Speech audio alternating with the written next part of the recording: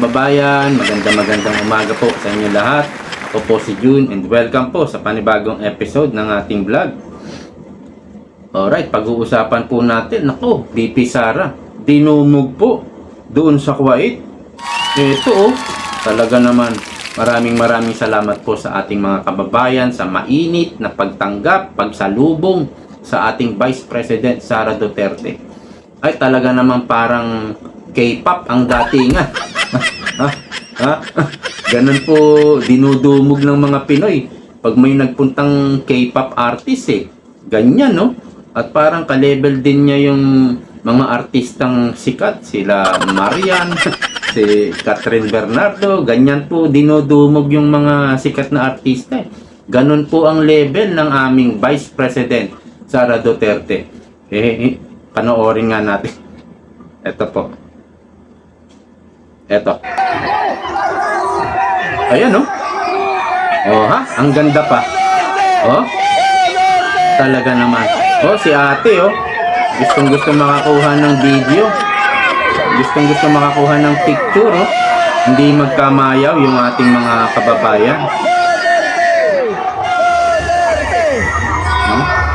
Ayan, kitang-kita po natin yung pagmamahal talaga ng ating mga kababayan sa ating Vice President. At kahit saan po magpunta ang ating VP Sara, talaga naman laging pinagkakaguluhan, dinudumog na hindi mo makitaan sa mga posibleng makalaban ni VP Sara sa 2028 presidential election. Lalo na si Tamba. Wala nga nagpapaselfie dyan. Meron siguro isa, bayad pa. Kay Leni Robredo, siguro meron kaunti. Kay Rapi Tulfo, wala. Kay Risa Hontiveros, Bam Aquino, wala. Wala pong ganyan na pagtanggap, na mainit na pagtanggap. Nag-iisa lang po talaga ang ating Vice President Sara Duterte na talagang hindi nila kayang talunin sa pagka-presidente. Wala po talaga Wala tayong nakikita na pwedeng makatalo sa ating Vice President. Kaya po, pilit na nilang i-impeach. Pilit nilang i-disqualify. Pilit nilang pababagsakin. I-demolition. Lahat po gagawin. Pero kaunti na lang po. Sa December, nasa 3.5 na ang ating President Marcos Jr. So may natitira na lang 2.5 years. Pagdating po ng December, 3.5 years na po ang ating President Marcos Jr. So 2.5 years na lang ang binibilang nila. Medyo malayo-layo pa yon, marami pang mangyayari. Kaya lang, nauubos po ang kanilang oras. Hindi pa rin nila napapabagsak ang ating Vice President Sara Duterte. So, yan talaga ang kumbaga, hindi sila makakapayag, kaya lahat gagawin nila. Lalo na yung mga NPA dyan sa Kamara. Sigurado pag naupo si VP Sara, tatapusin ni VP Sara yan lahat. Lahat ng insurgency sa bansa, tatapusin ni VP Sara. Gigil na si VP Sara sa mga yan At itong mga dilawan, mayroon ding mga NPA dyan Nangihinala nga ako dito kay Kiko Pangilinan. Tutol na tutol siya na itong mga kabataan, yung mga gumagawa ng karumal-dumal, kahit kahit minor de edad, patawa na ng parusa hanggang sa 10 taong gulang. Kasi pag minor de edad, 17 pababa, hindi makukulong nagpanukala yata si Robin Padilla at sinang-ayunan nito ni Rapi Tulfo at yung iba pang si Marcoleta yata. Pero kontrang-kontra si Kiko. Bakit si Kiko kasi parang binibaby niya yung mga kabataan na parang demonyo na kung pumatay Antindi Kasi nga ang kabataan, yan yung mga nire-recruit. Yan yung mga nire-recruit ng mga NPA. Kaya Matagal na akong nagdududa dito. Taga-UP rin kasi yan si Kiko Pangilinan. Noong pandemic, naalala ko, may mga nag-rally. Di ba bawal doon yung social distancing? Dapat may social distance. Nag-rally, nagdikit-dikit sila, hinuli sila. Nakalain mo, si Kiko Pangilinan ang nag-bail, ang nagpiyansa doon sa mga nahuling nagrarally. Parang siya yata nagpopondo ng mga nagrarally nung panahon na yon. Galit na galit ang mga dilawan kay Duterte at mga taga ABS-CBN niya. Kaya ito si Vice Ganda, ang laki siguro ng nalugi sa kanya. Parang mga 100 million ang shares of stocks niya sa ABS-CBN. Kaya galit na galit yan eh. Opo, lahat po ng mga artista sa ABS-CBN pinipilit na mag-share kayo, bumili kayo ng shares of stocks. Alam nyo ba yon? O lahat. Kaya lahat ng nag-invest dyan sa ABS-CBN, naglaho lahat yan. Kaya si Coco Martin, galit na galit din niya. Ang laki din ng shares of stocks niyan. Kaya lang gumuho na, nalusaw na yung kanilang pera. Sumabay sa pagbagsak ng ABS-CBN. Kaya galit na galit niya mga yan sa mga Duterte. Pero hindi nila maitatanggi na maraming ginawang kasalanan, mga paglabag ang kanilang mga boss sa ABS-CBN. Hindi po pwede yun eh. Hindi ginurgor kagaya ng SMNI ang ABS-CBN. Ang SMNI mayroong franchise eh. Kaya lang ginawa ng paraan, abuse of power ang ginawa. Yung ABS-CBN talaga namang maraming paglabag at naglaps na yung kanilang franchise. So dito po kay BP Sara, abangan po natin. Meron nga palang latest survey, no? Ayan, no? Kaya maraming naiinggit dito eh. Kaya gustong pabagsakin eh. Maraming ngayon nangangarap din po maging presidente. Kaya lang, paano nila tatalunin itong laging number 1? Itong si BP Sara. Ayan, 31.4%. Lenny, 13. Rapi Tulfo, 10. Bongo, 6.5. Sinama pa rin, no? Si Tamba, 0.7. Pero isinama pa rin sa picture. Talaga naman. Hirap na hirap umangat. Ang lakas-lakas ng kumbaga, ang tindi ng pangarap ng ambisyon. Nagpupumilit 0.7 ka lang. Ibig sabihin talagang ayaw sa'yo.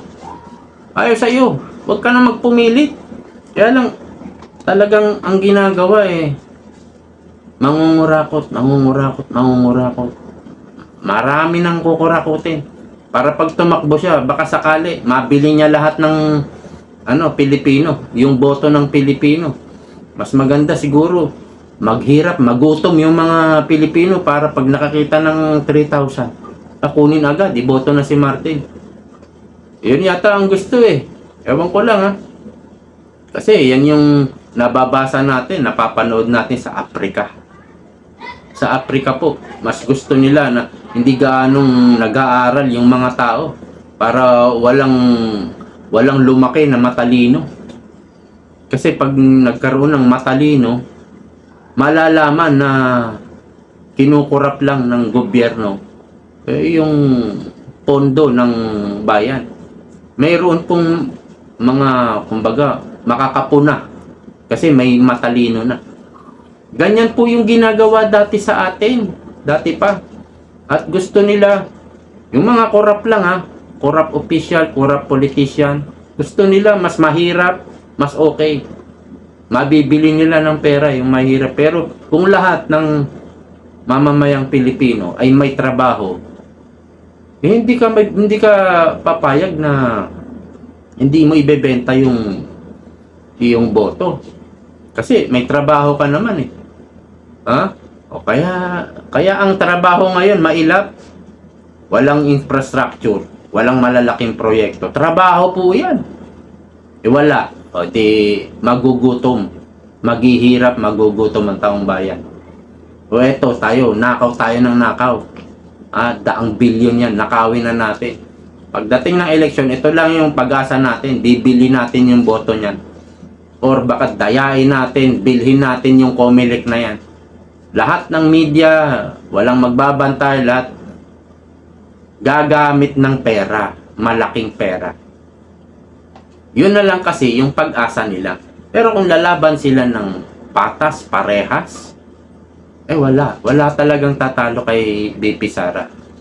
Kaya yun yung nakikita kong ginagawa nila. Pag hindi nila napagtagumpayan ng impeachment at iba pang kaso, kagaya po ng sa NBI, nag-resign po itong si Jaime Santiago sa NBI. O di ba mayroong kaso dyan si BP Sara, iniimbestigahan si BP Sara ng NBI eh. According kay Santiago, may nagka-interes sa posisyon niya. Ganyan naman eh, kapag ang gobyerno corrupt, administrasyon corrupt, nag-aagawan po yan.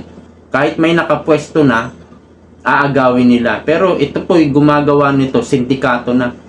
At may mga involved dito na nasa taas. Mayroon po. So, kapag ang NBI ay parang hindi nila napapasunod, kahit sino, no? Basta hindi nila napapasunod, parang tamilmil, ayan, papalitan nila. Hindi naman alam ito siguro ng presidente, or pwede nilang i-request sa presidente, palitan natin kasi hindi sumusunod. Meron pong kaso diyan si BP Sara eh. Meron ng kaso sa ombudsman si BP Sara. Marami pong kaso. Kaya lang sa korte, sa court of law, wala eh.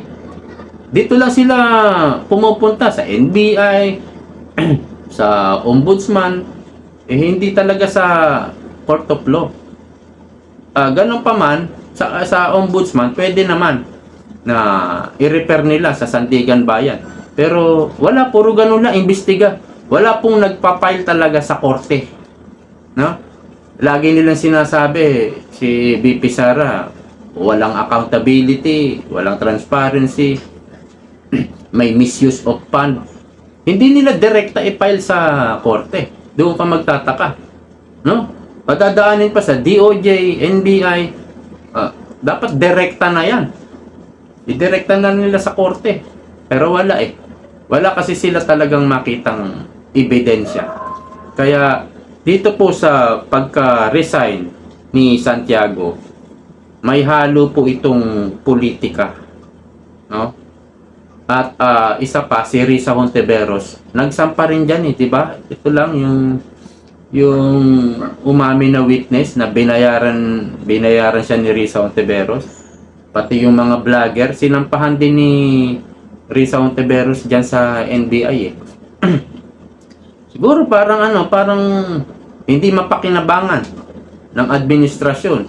Parang tamilmil kung bubanatan ang mga Duterte. Kaya papalitan nila. Ewan ko kung sino ipapalit nila. At sana hindi talaga sila magtagumpay na pabagsakin ang ating BP Sara. So, dito po sa ating 2026 budget, ito po ang proposed confidential intel funds ni Marcos Jr. 10.7 billion pesos. Ang OBP is none. Wala po. So, itong 10.7 billion proposed, kung ma-approve ito, i-compare mo yung 125 million. At yun talaga yung kanilang tinutukan. No, ito, yung 10.7 billion. Hindi nyo man lang, anong tawag nito? Busisiin. 10.7 billion. At itong presidente, hindi po na-audit. Palagi ko sinasabi yan. Hindi po na-audit yan. Hindi ino-audit ng COA. So, wala tayong transparency dito po sa 10.7 kung sakaling ma-approve yan. Wala. Magtataka ka eh. Si Marcos Jr. Nag-iimbestiga ngayon sa mga kontraktor. Sa loob-loob ko, last year pa yan. Yung last zona mo, pinak-check ka na ng bagyo. Pinagmalaki mo, di ba? 5,500 flood control program. Ay, tapos na. Biglang bumaha after 2 days. Doon pa lang, dapat nag-imbestiga ka na. Bakit pinaabot mo ng 1 taon bago ka naggaganyan? Dahil nalaman mo noong natapos ang 2025 midterm election, nalaman mo yung resulta. Wala nang naniniwala sa'yo. Kaya naisip mo, aba, paano to sa 2028? Pag may kinampanya ako, pag may pinatakbo ko, wala talagang pag-asa. Hindi mananalo. Kaya pera lang ang pagaganahin ng mga yan.